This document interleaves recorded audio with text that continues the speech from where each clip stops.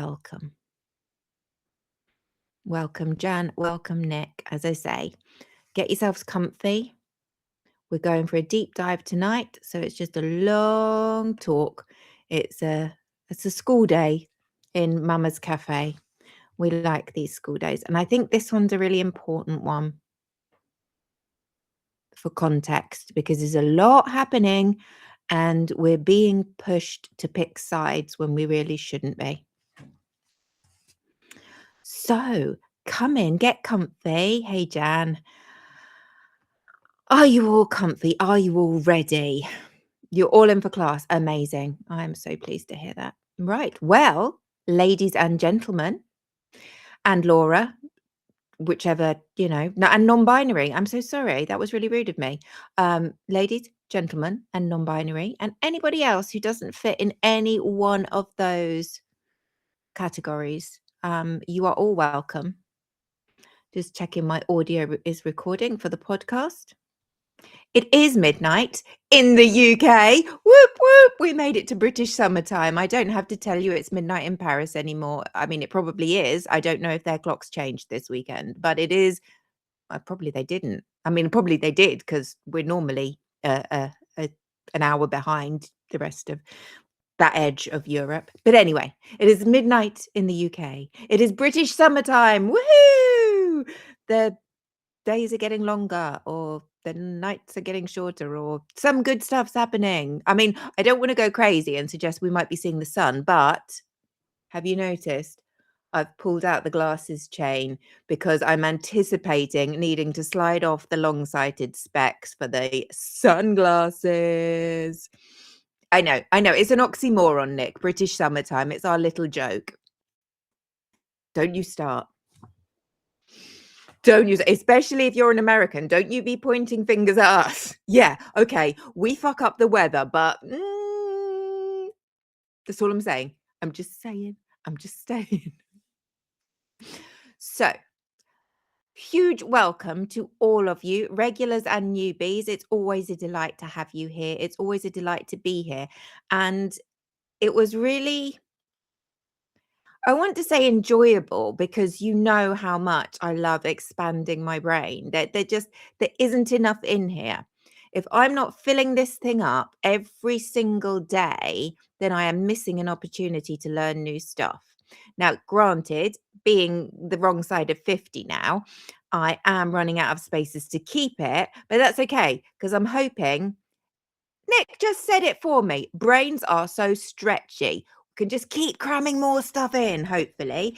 And if not, maybe the shit I don't need will fall out and we'll just keep the good stuff. So I, like many of you, have an idea of what's going on over in the Middle East. And I have an idea of what's been happening on which side and who's done what and why and when. But I don't know the absolute specifics. Laura, that's not accurate. I'm always dangerous. I'm not. I'm a big softie. This is the woman who on Friday drove to 4 different supermarkets, walked round 4 different supermarkets because none of them except Lidl had their bakery at the front. They're all in the far back corner, to find that none of them had mini gingerbread men. The one thing my beautiful autistic boy wanted was mini gingerbread men. Could I find them? Could I bollocks? So what did I do? In the end, I went with a suggestion from the lady in the first supermarket who I actually poo-pooed. I did. I poo-pooed her. She said, I can show you where the gingerbread packet mix is so you can make your own. I laughed. I said, have you ever seen me cook? Well, obviously not, because we'd never met before. But despite this, when I finally got to supermarket 4, found that they did sell them, but the shelf was bare. I'm like, all right, this is God telling me, make your own fucking gingerbread, mama. So I bought the mix, checked what else I needed, saw I had the butter, I have the water, I have the golden syrup. We are good to go. And do you know what my big son told me tonight? You'll never guess. Well, you probably will. He said that mine were even better than the shop bought ones.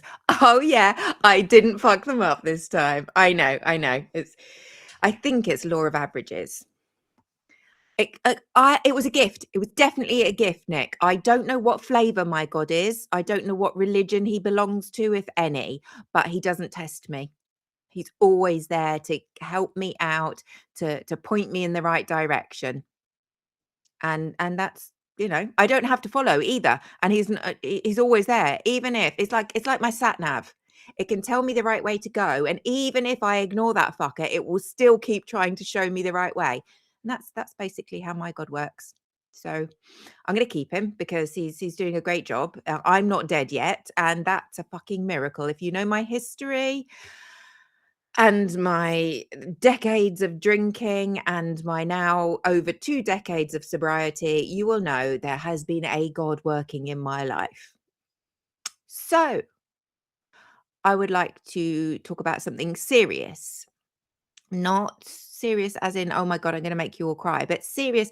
Let's all learn some fucking history so that when we see what's going on in other countries, we've got a little bit of perspective. We can try and relate. We can try and empathize. We can try and imagine walking a mile in the shoes of everyone involved. We can never put ourselves in that position if we've never been in that position, but it might give us a better way of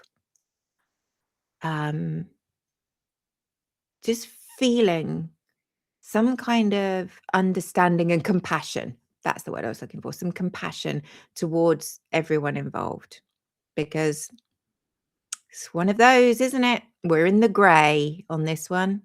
I'm finding that life is a lot more easily explained when you're in the grey. The black and white thinking is not helpful a lot of the time.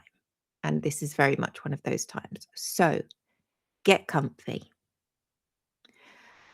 We are, Nick, absolutely. Tonight's episode comes with a warning.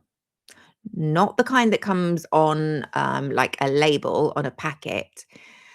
The kind that comes when a subject is so weaponized, so loaded, so used and abused by every side, that to try and speak honestly about it is usually to make enemies of people you never meant to. I'm going to do it anyway, because that's what we do here at the cafe. And that's what Mama's all about, giving you the information, and then you can make your own opinion about it. Remember, we're all entitled to our own opinions. We are not all entitled to our own facts. Facts are facts, and I intend to give you some.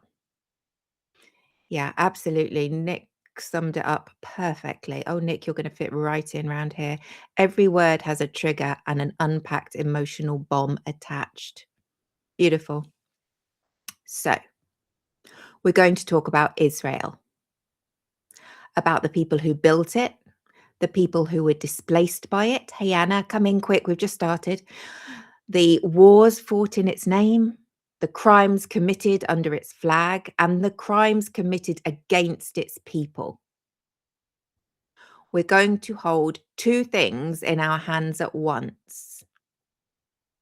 We're not going to drop either of them.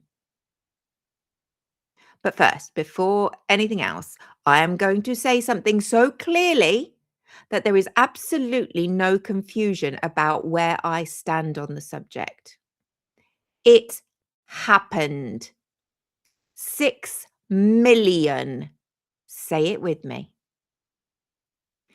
I want to make it clear. The Holocaust happened.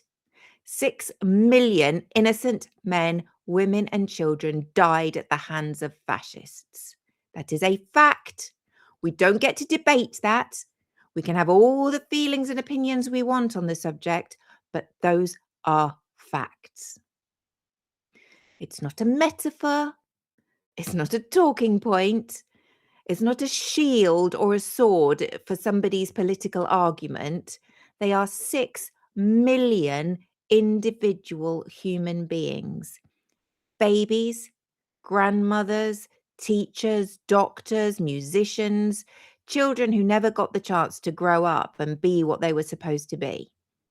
They were systematically identified, rounded up, and murdered by the Nazi regime.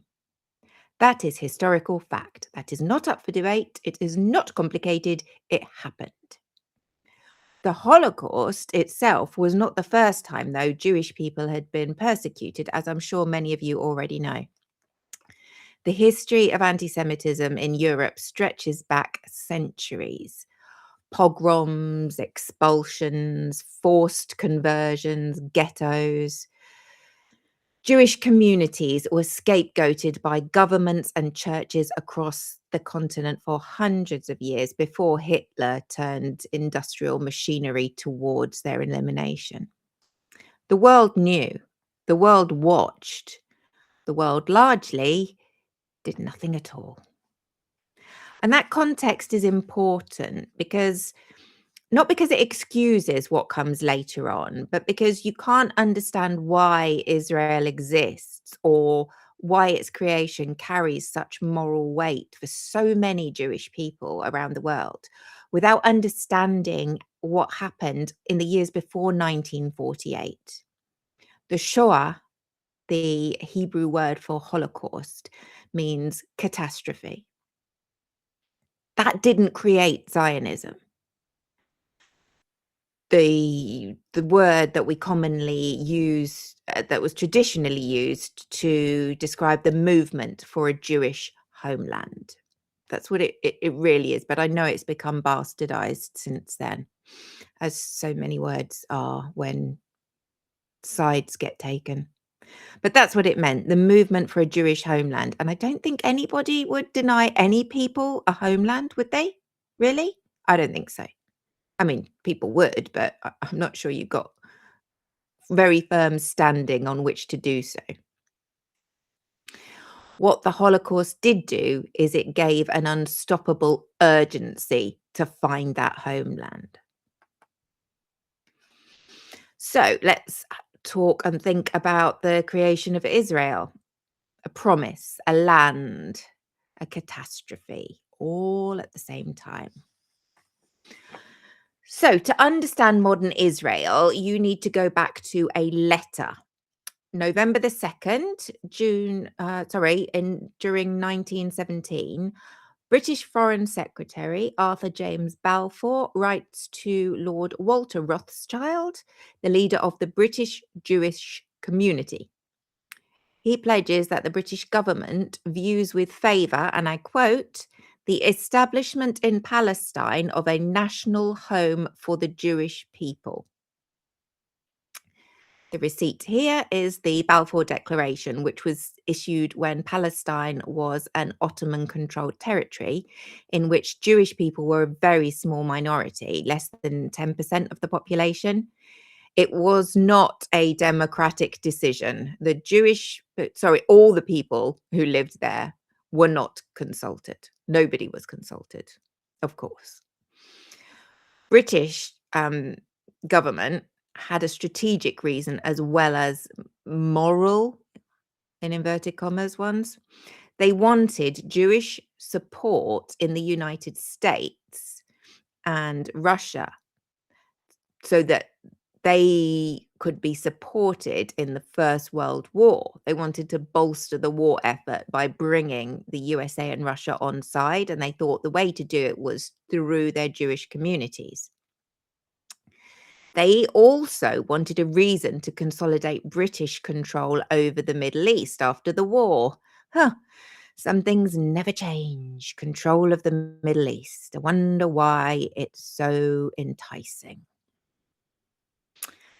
It was, as one historian put it, and I quote, one nation solemnly promising a second nation the country of a third. Britain had simultaneously promised Arab independence to Sharif Hussein of Mecca in exchange for the Arab revolt against the Ottomans. They made two incompatible promises and then acted surprised when both came due. See, you're not the only idiots out there. Hello. After World War One, Britain was formally assigned the mandate over Palestine by the League of Nations, the precursor to the United Nations, as many of you will know if you've done that period of history. For 30 years, they controlled immigration, land, governance. Jewish immigration rose dramatically through the 1930s, as did anti Semitism in Europe, particularly Nazi Germany. Palestinian Arab communities resisted this influx of Jewish people, including through the Great Arab Revolt of 1936 to 1939. After World War II and the revelation of the full horror of the Nazi genocide, international support for Jewish statehood became overwhelming. In 1947, a war-exhausted Britain handed the problem to the newly formed United Nations. The UN proposed a partition plan, dividing the land between a Jewish state and an Arab state, with Jerusalem under international administration. Jewish leaders accepted, Arab leaders rejected it, arguing the population who already lived on the land had not been consulted. Next, we have the May 14th, 1948 proclamation. So David Ben-Gurion pronounced the establishment of the State of Israel. Within minutes, the United States recognized it. Within hours, the armies of Egypt, Jordan, Iraq, and Syria invaded. Oops. Yeah, just a little bit. For the Jewish people there, it was a miracle born of unimaginable suffering, a homeland at last, a refuge, a place to exist without persecution for the first time in living memory. I can't imagine how that must feel. I can't imagine not having a home to call your own. As a people through generations. I can't imagine it. I can't. Unfortunately, for the Palestinians in the area, it was the Nakba, the catastrophe. Yeah. Over 700,000 Palestinians were expelled or fled during the fighting. Villages were destroyed. People who'd lived on that land for generations became refugees. They were not allowed to return. Both things. Both catastrophes. One land. That's where we start. So the conflict. This is where it all gets really properly tasty. Victims, instigators, often both. Always human. 1948. Israel won its war for independence and in so doing expanded its territory by nearly 50% beyond what the UN partition had actually allocated, which meant approximately 700,000 Palestinians, as I said, became refugees. The surrounding Arab states, which had attacked Israel, refused to resettle these Palestinian refugees, which left them in camps, basically, for generations. Both sides bear responsibility for what followed, as if that wasn't bad enough. But it gets worse. We all know it gets worse. We're all watching it. 1956. Some of you may even be old enough to remember the Suez Crisis. If not, certainly all our parents do. Israel joined Britain and France in a military campaign against Egypt after President Nasser nationalized the Suez Canal. Very important waterway. What's the word I'm thinking of? Commercial route very important commercial route. Um, and this threatened our ability to use it freely, obviously, if it was going to be brought under Egyptian control. Unfortunately, the United States under Eisenhower forced all three of us to withdraw. Israel acted as a junior partner in this particular colonial operation, but it is worth noting that this is one of the few times America held Israel accountable for shaking their penis around in the Middle East, if you get what I mean. Few years went by. We have 1967, the Six-Day War. This time, Israel launched preemptive strikes against Egypt, Jordan, and Syria, citing imminent military threat. Now, where have we heard that before? I forget. In 6 days, it captured the West Bank, East Jerusalem, and the Gaza Strip, the Sinai Peninsula, and the Golan Heights. The occupation of Palestine territories begins here. This is the central legal and moral dispute in international law to this day, and the cause underpinning all the hostilities. UN Resolution 242, this is the receipt, called for Israeli withdrawal from the occupied territories. Israel has not complied. The West Bank and Gaza, as we've seen so vividly, remain under occupation or blockade to this day, nearly 60 years later. Some people would suggest they've had long enough. It looks probable they're not going to. Let's move on and find another two-state solution. But no, we haven't got there yet. For disappointment's not big enough a word, is it? The horror of the people who are living with this situation as part of their daily lives. 1973, the Yom Kippur War. Now, both sides are very good at hitting each other where it hurts, and I mean spiritually as well as physically. In 1973, Egypt and Syria launched a surprise attack on Israel on Yom Kippur, the holiest day of the Jewish calendar. And I don't think that was an accident. I'm not judging, I'm just saying that would have been a really, really unfortunate coincidence had it been a coincidence, but I don't think any of us think it was. This was strategic. Israel was caught completely off guard. They suffered heavy casualties in the opening days and came close to catastrophic defeat before they managed to rally. The US airlifted weapons to them. The war ended in an armistice.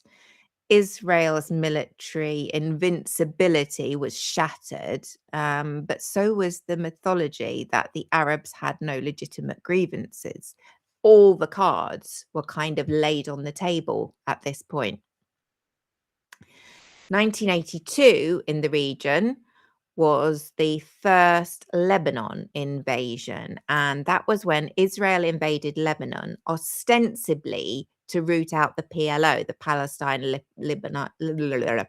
Liberation Organization. And that had been launching attacks from Lebanese territory on towards Israel.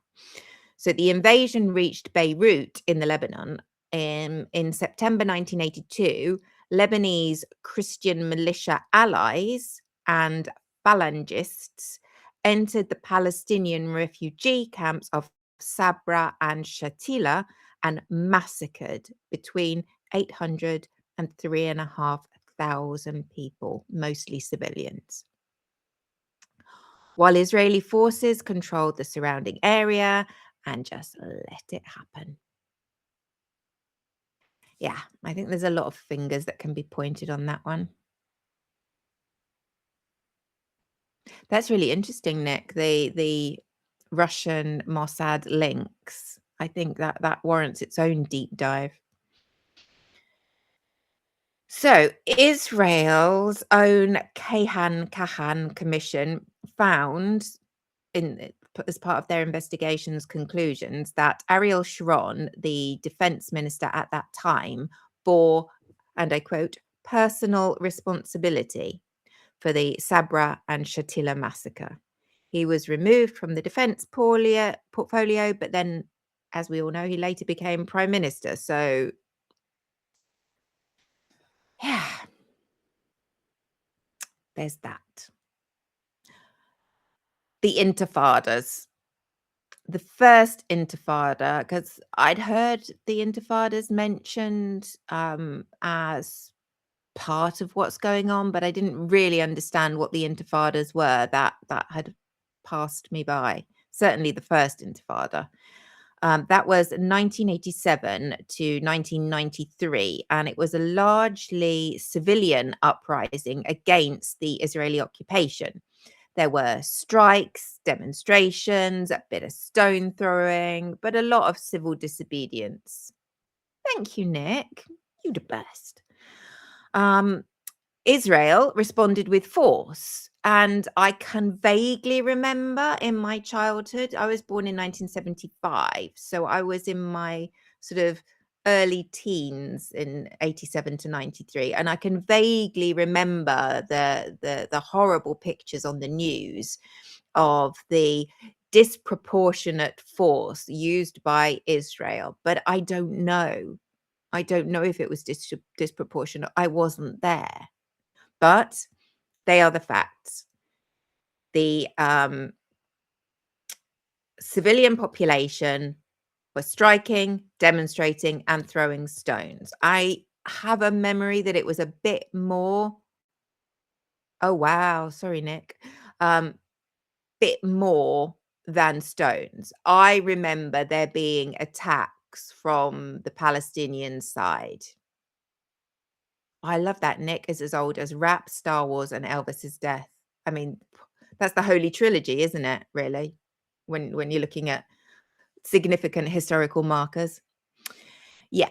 But Israel responded with force, and there is an awful lot of opinion that suggests they have a right to defend themselves, and they absolutely do. But we come back to that question of proportionality, and I'm not here to make a judgment on whether their retaliation was proportionate or not. Just give you the information, the numbers. We can all have an opinion. The second Intifada, the Oslo Accords between the two Intifadas. So the Oslo Accords followed the first Intifada, and that created the framework for the two-state solution, but it was never fully implemented. The second Intifada was 2000 to 2005.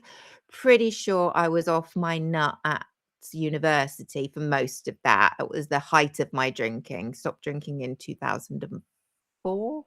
Yeah, 2004. So yeah, I was pretty pissed when that all happened. So not really paying too much attention to what was going on in the Middle East, but that's my story. There was still stuff going on out in the world despite me drinking it all away.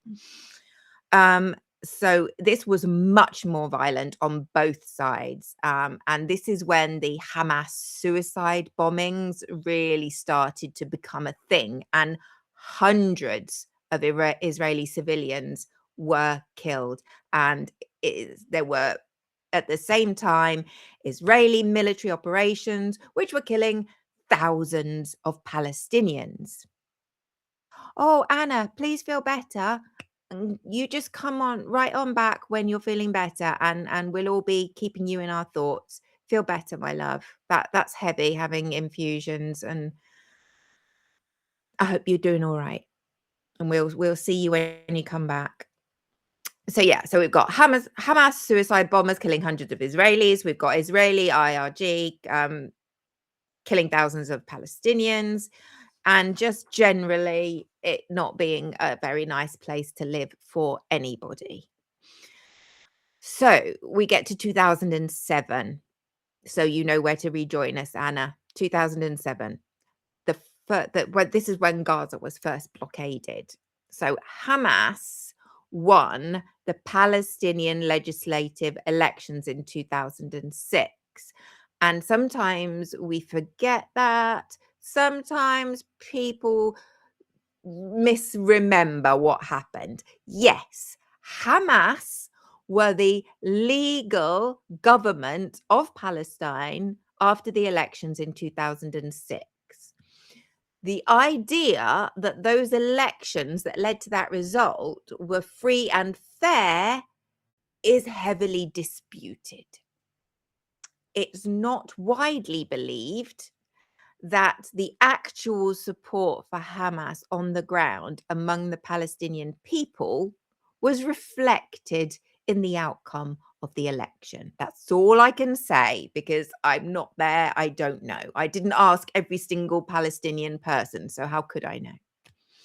Anyway, a year later, after a violent takeover of Gaza, Israel, with the help of Egypt, imposed a land, sea, and air blockade on the territory of Gaza.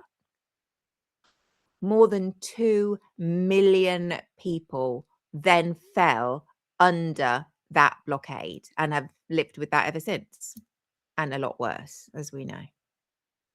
The UN, the United Nations themselves, have described the situation as a humanitarian crisis. We know that. We've seen it.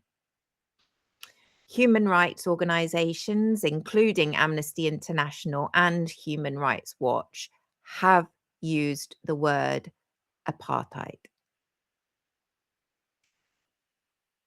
We'll come to more in that area. So, I just want to pause because this is one of the most horrible things that have happened in the history of the region. And it deserves our full attention because it does sometimes get lost in the maybe unjustified response. That's a matter of opinion. On the 7th of October, 2023, all over our television screens, we saw horrific scenes of Hamas launching the deadliest attack on the Jewish people since the Holocaust. 1,200 people were killed. Men, women, children, festival goers, kibbutz residents, anyone. 251 people were taken hostage. There were credible, documented accounts of sexual violence. It was a war crime. It was terrorism. It was monstrous. And I will not get on board with anybody who tries to claim it was anything other than that. Hamas are a terrorist organization. The Palestinian people are not. What followed is very recent. We probably all remember. Israel declared war on Gaza. They have a right to self-defense. I don't think anyone would dispute that. By the time the ICC issued warrants in November 2024, more than 44,000 Palestinians had been killed in Gaza. The United Nations, multiple human rights organizations, and international legal bodies began using words they do not use lightly. I think we know what they are. Both October the 7th and what followed it are war crimes. The law doesn't grade them. It doesn't say this is more war crimey than this one. So neither should we. They were both horrific. They are both war crimes. And they should have some level of accountability. Fed up with these bloody crimes going unpunished. Who the hell do these people think they are? Not thinking of anybody. Donald. So, ICC warrants, what do they mean and why do they matter? Well, it's debatable on both counts.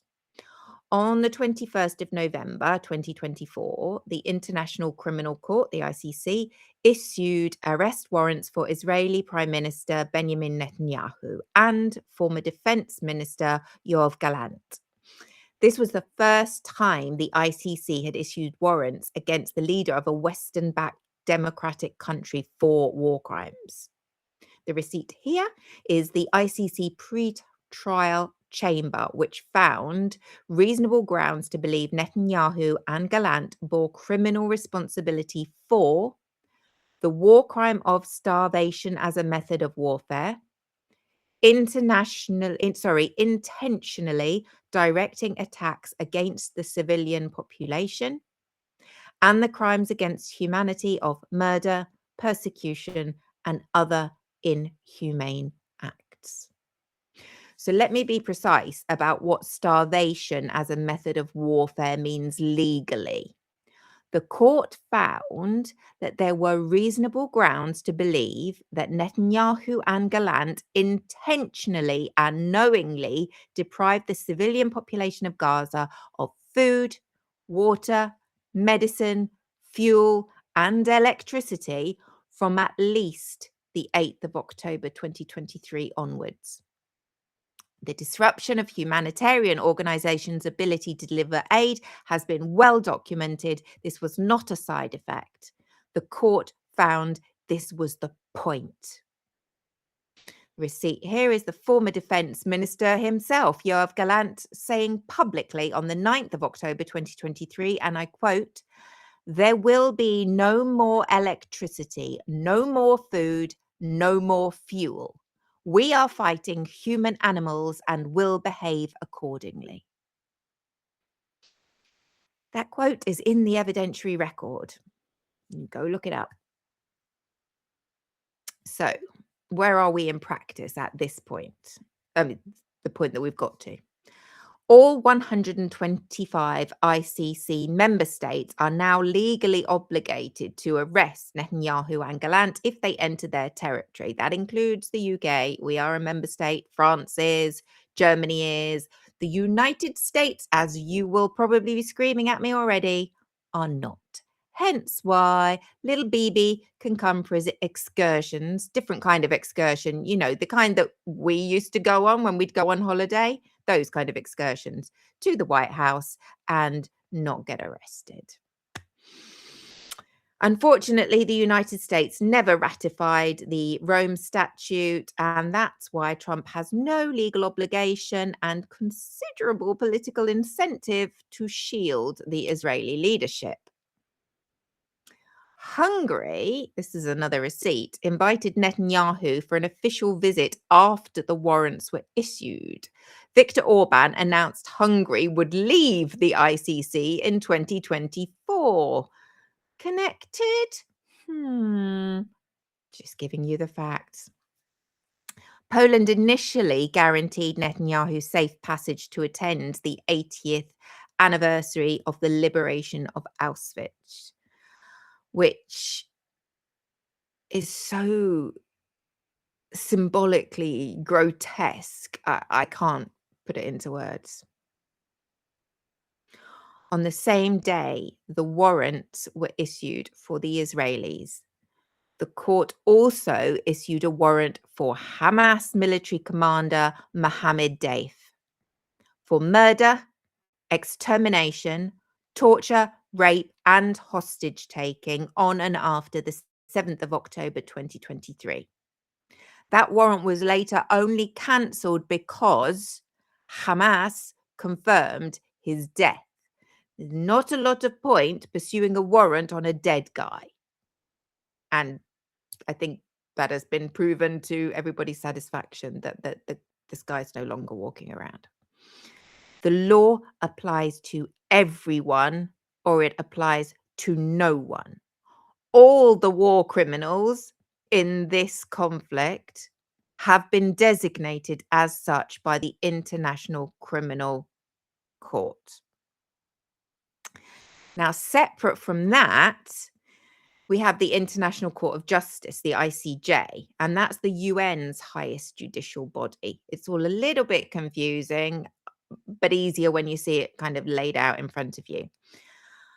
So they've been hearing a criminal case, which you might have heard of in the news, which was brought by South Africa, which charges Israel with genocide in Gaza. That court issued provisional measures in January, March, and May of 2024, which ordered Israel to take all measures possible to prevent genocidal acts, ensure humanitarian aid, and preserve evidence. Israel has not fully complied. The final ruling on this particular subject has yet to be issued, though, so we wait and see.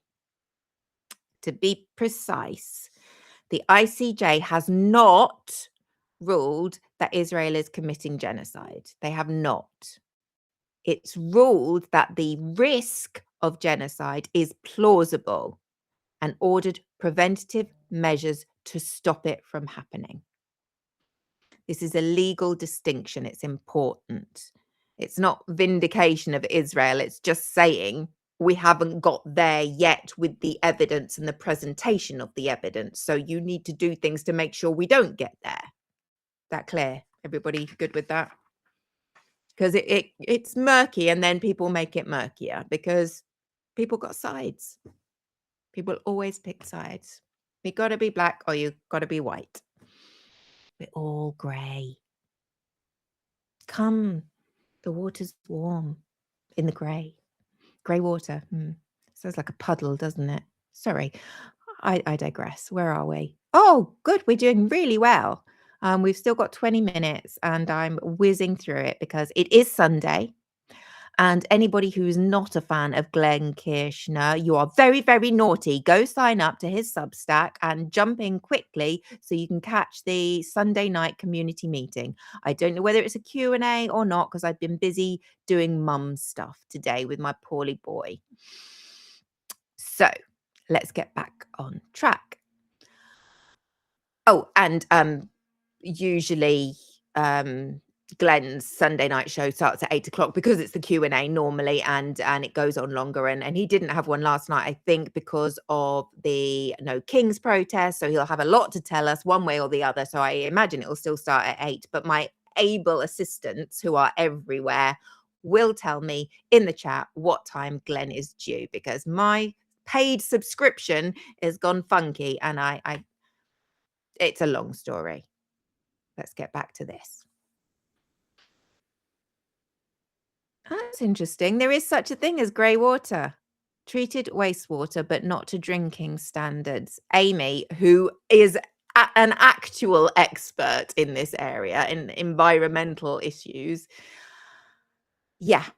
has confirmed that there is such a thing as grey water. So join us in the grey water, but don't drink it. Okay. You'll be fine if you get a little bit in your eyes, I think. I think that's where we are with the grey water. Yeah. But black water and white water, not so much. So there is one category of crime which I am particularly interested in. I don't know if that's even the right word. It's something that's really caught my attention and really worries me. And that is the war on journalists by Israel. This is not me now turning on Israel. This is me presenting facts that Israel, for whatever reason, are specifically targeting groups which should be beyond attack. We've already talked about how the ICJ has found that there is real danger of aid getting in, humanitarian aid getting in, being stopped, and those humanitarian workers being attacked and killed. So we've got humanitarian aid workers being killed. We've got medical staff, we know, from all over. Gazan medical staff, Médecins Sans Frontières, um, the Red Crescent, all have talked about their staff members being indiscriminately attacked. But what are discriminately being attacked are journalists. They are being deliberately targeted, the evidence suggests strongly. And I don't feel it gets enough airtime, and it bloody well should. I mean, these are your people. You airtime buzz. These are your people that are being targeted and killed because they're trying to tell the truth of what's going on there. This is like double bad. Okay? This is what's being done to the people who are trying to document what's being done. They're trying to tell us the story of what's really happening on the ground. I'm very passionate about this. And don't get me wrong, I am very passionate about innocent little kids being smashed to smithereens by an American bomb in Minab. I am very passionate about innocent concert goers in Israel being targeted by Hamas terrorists. There are an awful lot of innocent people who are being targeted. But there's something more insidious when the truth tellers themselves are being targeted.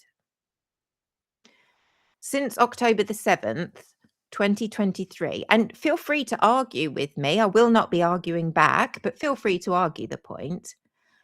These are my receipts. More journalists have been killed in Gaza and Lebanon than in any conflict in recorded history. Let me say that again, just so that it lands properly. More than the combined journalist deaths from the US Civil War, plus both world wars, plus Korea, Vietnam, Yugoslav wars, and Afghanistan, all of them combined, more in Gaza and Lebanon. So, what are the actual facts? As of March 13th, 2026, the Committee to Protect Journalists, the CPJ, confirmed at least 254 journalists and media workers have been killed across Gaza, Lebanon, Yemen, Iran, and Israel since the war began. The CPJ confirmed Israel has now killed more journalists than any other government since they began collecting data in 1992. 2024 was the deadliest year for journalists on record. 124 journalists were killed worldwide, 85 of them by Israel.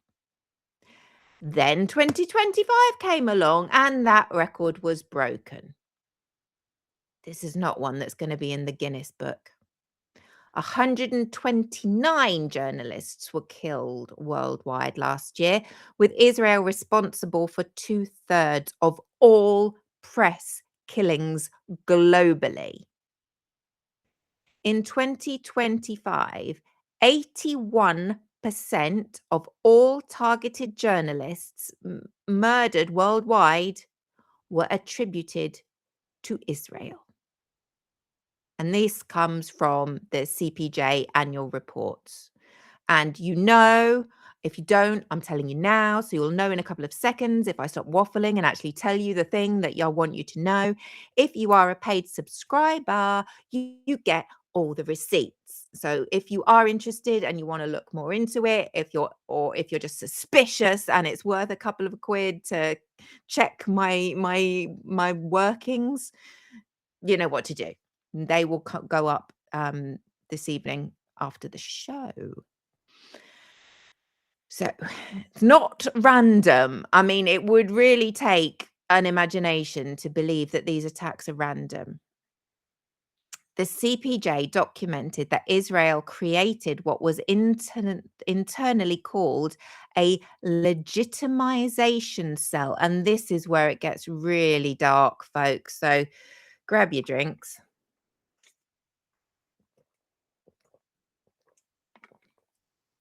Okay.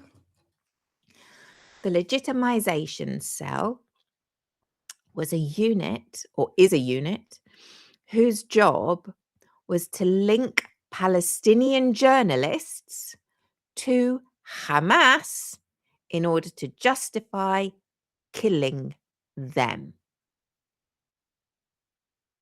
Yeah, you heard that right. Journalists were smeared for months and years before being struck. One journalist. Hey, we'll all be pissed by the end, Nick. Well, I won't, because, I can't. Did mine. I drank all my alcohol. We all get an alcohol share, and I drank all mine in a 10-year period, and now I don't get any more. That's fine. That's fine. Much better now. For me. You knock yourselves out. I mean, not literally. Don't drink that much. It's bad. Trust me, I know.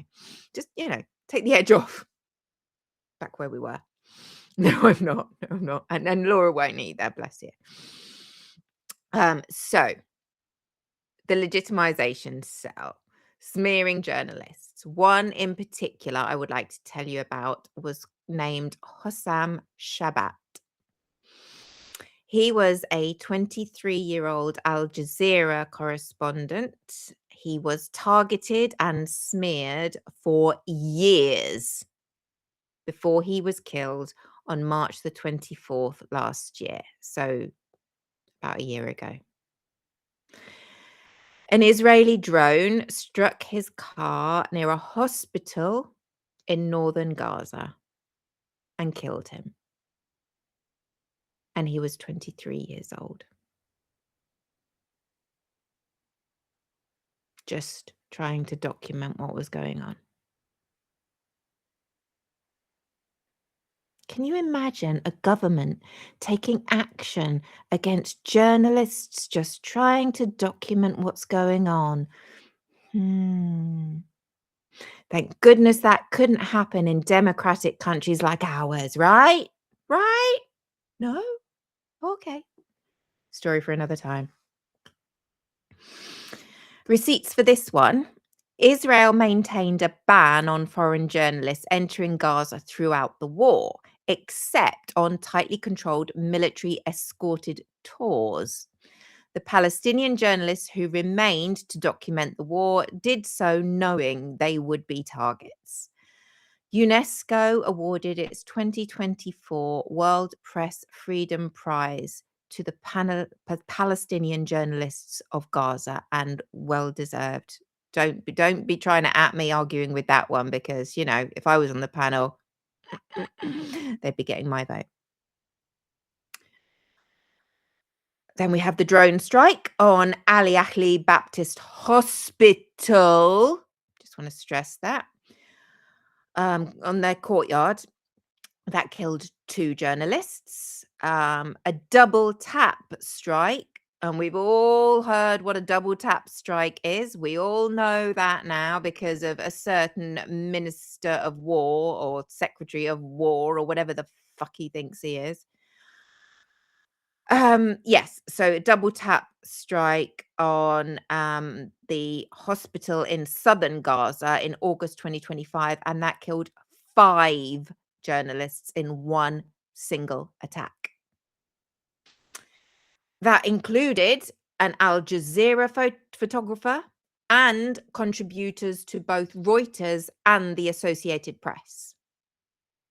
A journalist was burned alive. Sorry, I should have said trigger warning. Trigger warning. A journalist was burned alive in a tent set up for media personnel outside Nasser Hospital in Khan Yunis in July. In July 2025, AFP journalists in Gaza reported they were on the verge of starving to death. One already was physically too ill and immobile to work. In Lebanon, the pattern has continued into 2026. And if you've watched the show, you will have seen the clip of the journalist who claims himself, he's an Al Jazeera journalist. No, he's a Russia Today, RT journalist, claims it was a deliberately targeted attack. They saw the flight vehicle. I don't know if it was an aeroplane or a helicopter or a drone, whatever it was, above, and then saw themselves being directly targeted. We've seen the explosive go boom and the journalistic team go whoo and end up with bits of shrapnel all over them.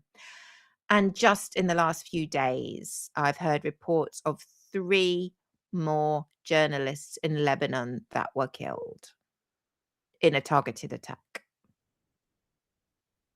Would have to look into that more. Well, I just caught it on the news after I'd already written the script for today. So apologies for not having more receipts for that, but it's in the news at the moment. So shouldn't be too hard to check. It's not good, is it, people? This is not acceptable. Issam Abdallah, he's a Reuters videographer. He was killed by an Israeli strike in South Lebanon in October 2023 in what Reuters and Amnesty International concluded was a deliberately targeted attack. He was wearing a press vest. He was standing with other journalists. When you kill journalists, you don't just kill people. You kill the record, you kill the story, you kill the evidence, you kill history. You make it harder for the whole world to know what's really going on, what happened. The CPJ, the journalists' organization, calls it what it is: a systemic pattern of silencing by killing, targeting, imprisoning, intimidating, and smearing. It's a war on truth, and we can't tolerate it. And it needs to be spoken about. That's what basically triggered my interest, is hearing about those journalists and seeing that video of the journalist who was inches away from being blown to smithereens. It concerned me. And in order to look into what's going on with the journalists being attacked by Israel, it was only fair to look at the whole history of the region. Because, as I said, we're in the grey. We are very much in the grey. If you want to pick a side, you're a fucking idiot. That's just opinion, but I'm sticking to it. Although, Hamas, terrorists. The Israeli guard, murderers. Not all of them, but enough. War criminals. The ICC said it. I didn't. Well, I did, but I didn't declare it. And even if I did, who would care? Nobody's going to say, oh, Mediocre mama in a midnight cafe said that they're war criminals. So, yeah. The ICC, the International Criminal Court, they've declared them war criminals. Both the Hamas leaders and Netanyahu and the other guy whose name's fallen out of my head. The receipts are in the public record for everyone to see, look into, find. Still the bombs fall, though. And still the cameras go dark and the voices are silenced. Yeah, so much for peace in the Middle East, Donald. So we're nearly there, folks. Where are we now? What's the cost been? So 28th of February, 2026, we're all intimately familiar with, and this was the day that indisputably things escalated. And that's when the United States and Israel launched surprise airstrikes on multiple sites and cities across Iran. Among those killed was the supreme leader Ali Khamenei, and I don't think many of us will be crying tears for that. It was a brutal regime, horrific crimes committed against its own people, and yeah, you won't be missed, Ali. That's weird because that's my sister's name, but I digress because I do. This was the first time a foreign strike had killed an Iranian head of state since the actual foundation of the Islamic Republic back in 1979. So in my lifetime. Thank you, Amy. We've only got about 10 minutes to go, my darling. Within 48 hours, Hezbollah, the Lebanese Shia militant group backed by Iran, launched rockets at northern Israel. Israel responded with bombing campaigns and a ground invasion of Lebanon beginning 2nd of March 2026 and declared that all Lebanese civilians had to get out of the area of South Lebanon. They were all horrendously displaced. So, receipts. As of the 27th, 28th of March 2026, at least 1,937 people have been killed by US Israeli attacks on Iran since the 28th of February. So, in 1 month. Over 24,800 people have been injured in Iran, including some 4,000 women and over 1,500 children. In Lebanon, more than 1,100 people have been killed since the 2nd of March. And that includes at least 121 children and 40 healthcare workers. Nearly 1 million people, 20% of Lebanon's entire population, have been displaced because of this Israeli dispersal order. What do things look like on the ground? Well, Iran has responded with waves of missiles and drones targeting Israel, US military bases across the Gulf. They've targeted Bahrain, Kuwait, Qatar, Saudi Arabia, and the United Arab Emirates. A drone has also struck Britain's Akrotiri military base in Cyprus, and 2 ballistic missiles recently reportedly launched towards the Chagos Islands. Thankfully, one didn't make it, and the other one was struck down by US defenses. The first 100 hours of what the US named Operation Epstein Fury. Sorry, I've done it again. Epic fiasco. Sorry, not that either. What is it? Epic Fury. That's it. Epic Fury. Always doing that. So silly. We know it's not called Epstein Fury. It's because of, all the Epstein file stuff. It's just in there. And we know it's not called Epic Fiasco just because it happens to be an epic. Anyway, you get the point. Want to know how much it's cost? Of course you do, because a lot of you are Americans and this is your money. Before we talk about gas prices and grocery prices and all the other prices that are going through the roof, this has cost you in the first 100 hours of the operation an estimated $3.7 billion.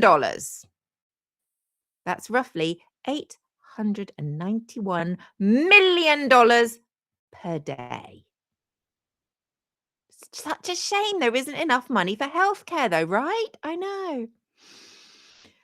Trump announced defense manufacturers would quadruple weapons production to sustain the campaign.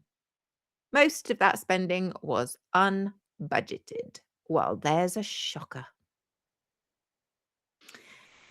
In Iran, the attacks have hit nuclear and military sites, which were the designated legitimate targets, but also, as we're all too familiar with, schools, hospitals, cultural heritage sites. The most devastating single incident in the early days, which we've probably already mentioned, we've certainly already mentioned it before today, was the bombing of the girls' school in Minab, south of Lebanon, and sorry, south of Tehran. And Iranian officials say that more than 170 people were killed in that strike alone, and the majority of them were children. As of the 23rd of March, at least 15% of the total Iranian casualties were under the age of 18. They were children. 15% of those dead were kids. It's almost as if there's a government in the United States that doesn't care very much about kids. Just my impression, just my opinion, not an actual fact. So, what are Israel's aims? That would be interesting to know because we haven't got a foggiest idea what America's aims are. Israel's UN ambassador, Danny Danon, that's got to be a made up name, hasn't it? Danny Danon. Anyway, he, made up name or not, stated that military operations would continue until Iran's nuclear and missile capabilities were eliminated. He also stressed that Israel is not, let me make that clear, not part of the US-Iran peace talks. I think we all know what that means.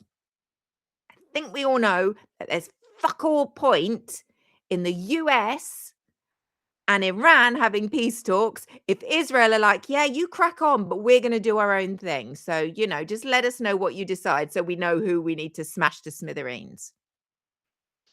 Finance Minister of Israel, Bezalel Smotrich, went further, saying, and I quote, "The new Israeli border must be the Litani River." That suggests annexing approximately 20% of Lebanese territory. What? When did Lebanese people start being responsible for all this? Yes, granted, Hezbollah in Lebanon fired on Israel. They are Iran's proxies in the area. But there's an awful lot of people who aren't Hezbollah. Even the government in Lebanon aren't Hezbollah. I mean, they have representatives in the government, but the party in overall control are not Hezbollah. They do not support Hezbollah, and they would gladly see the back of Hezbollah. But I'm not part of the military strategy team in Israel, nor any other country, because I don't know nothing. Iran has conditioned any ceasefire on ending the Lebanon war. So unless Israel get the fuck out of Lebanon, Iran ain't signing nothing. But Israel aren't involved in the talks for Iran to sign something. So that's all going really well. And nobody looks at that and thinks, well, that's a bit of a fly in the ointment, isn't it? That could be a bit of a sticking point. So those guys insist on those guys being freed from occupation by those guys who have got no interest in peace with those guys. Got it. Great. Simple. The US signaled in week 4 that it might be looking for an off-ramp. Well, there's a surprise. Donnie's bored. The White House said the campaign might run from 4 to 6 weeks, but, it changes depending on which side of the bed Trump got out of. The Pentagon themselves declined to give a timeline because why tell the American people what the fuck's going on? Iran have announced that they rejected the 15-point peace proposal, calling it one-sided and unfair. And I rewatched the news footage of when Trump first mentioned this 15-point peace proposal. He did not say we've issued a 15-point proposal. He said to the journalist who asked him, what has been agreed on? And he said many points, about 15 points. He said 15 points have been agreed on, not suggested. The man's a fucking liar. And that is my opinion and fact. Go sue me. I ain't got nothing. You can have the kids. You can't have the kids.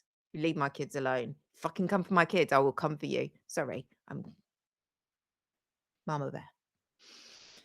Anywho, where does the UK stand? You might be interested to know. Well, we're a little bit fancy.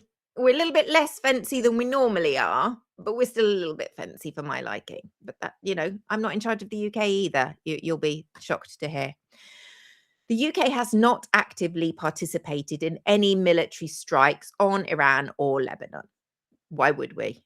We ain't got no beef with them, particularly. I mean, we all agree that the Iranian National Guard are awful and horrific and could really do with not being there and persecuting their own people, but not to the point where we've gone smashy with the bombs. Prime Minister Starmer has condemned the Iranian counter-strikes, which we all do, but stated he does not agree with regime change from the skies. And that is a quote. He does not believe in regime change from the skies. So the UK allowed the US to use its bases for defensive operations. This, though, include a B-1 bomber stationed at a UK airbase, which doesn't feel all that neutral and has me a little bit worried when Iran are issuing proclamations that all of the United States and Israel's allies are legitimate targets. Because that feels a little bit ally-y. But that's just my impression.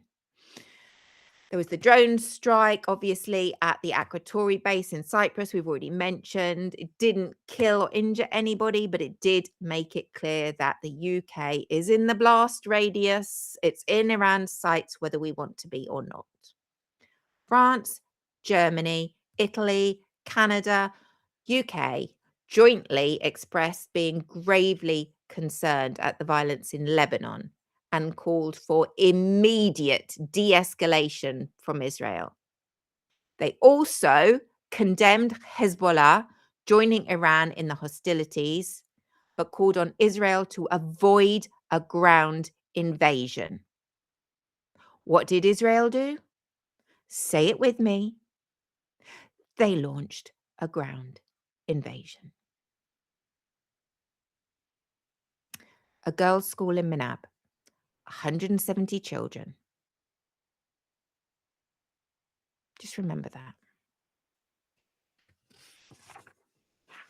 So I started this episode with the Holocaust. I'm ending with a psalm, and that is not an accident. And that's not because I am deeply religious in one faith or another. I am not. I have a God. My God does his own thing. I don't ask him what religion he is. He doesn't ask me what religion I am, which is good because I'm not any. Just have a spiritual presence in my life, which guides me better than when I didn't, when I was being guided by the bottle. Now, why have I chosen this particular psalm? Well, the Jewish people have walked through the valley of the shadow of death. That is indisputable. They walked through it in Egypt. They walked through it in medieval Europe. They walked through it in the gas chambers of Auschwitz, Treblinka, Sobibor, Belsen. The fear is real. The trauma is generational. The need for a place of safety isn't invented. It's not propaganda on behalf of the Israelis. It's the most human thing in the world. But the Palestinian people have also walked through that valley. They're walking through it now, still, in Minab, in Beirut, in Gaza, in refugee camps their grandparents built 75 years ago and never left. Their fear is real. Their trauma is generational. Their need for safety and dignity and a place to exist in peace is not terrorism. It's the same human thing. A government can be guilty of war crimes. A people cannot be collectively punished for the actions of their government. Imagine if they could, you'd all be fucked. And, we'd have a lot to answer for our last government. And I'm not getting into a debate about this one. They're not getting everything right. They're not horrendous grifters like some people. That's as far as I'll go. It's not a political position. It's the foundation of international humanitarian law. It applies to Hamas. It applies to the IDF. It applies to everyone. The question this episode asked is war criminals or persecuted people when it comes to Israel? The honest answer is both at different times, sometimes simultaneously. The answer doesn't excuse anything. It doesn't simplify anything, but it is the truth. And the truth is the only thing worth building on. And it's what we always try to bring you here at the Midnight Cafe. And that brings me to the end of the history lesson. I hope you've enjoyed it. And I hope anyone who isn't interested in joining with us and having a moment of calm reflection and refocusing has a wonderfully enjoyable night, has a great week ahead, and thank you so much for being here. But for anyone who does want to join us in a moment of quiet reflection, please get into a space where you can feel some kind of commune with the spiritual being that guides you in your life. And let us pray. The Lord is my shepherd, I shall not want. He maketh me to lie down in green pastures. He leadeth me beside the still waters. He restoreth my soul. He leadeth me in the paths of righteousness for his name's sake. Yea, though I walk through the valley of the shadow of death, I will fear no evil, for thou art with me. Thy rod and thy staff, they comfort me. Thou preparest a table before me in the presence of mine enemies. Thou anointest my head with oil, my cup runneth over. Surely goodness and mercy shall follow me all the days of my life, and I will dwell in the house of the Lord forever. Amen. When I entered a 12-step program of recovery for addiction to alcohol, I've heard so many wonderful, wonderful little phrases that stick with me and really hit hard. One of them was, religion is for people who are worried they're going to hell. Alcoholics Anonymous and 12-step programs of recovery are for those of us who've already been there. And with that, I thank you all so much for joining me on this journey. I hope you found it fair and balanced and honest, and it's inspired you to go and find out a little bit more about the region. And it's inspired some genuine compassion in you. Unfortunately, that compassion for me comes with a lot of confusion because I want to know who are the good guys and who are the bad guys. And it's just not that simple. I'm so sorry. But thank you all for being here. I will see you next on Tuesday. I haven't quite decided. It might be another one of our deep dives into the Trump administration, unless something big in the news is happening. And then Thursday, we'll be back with Laura and Summer, hopefully, if everybody's well.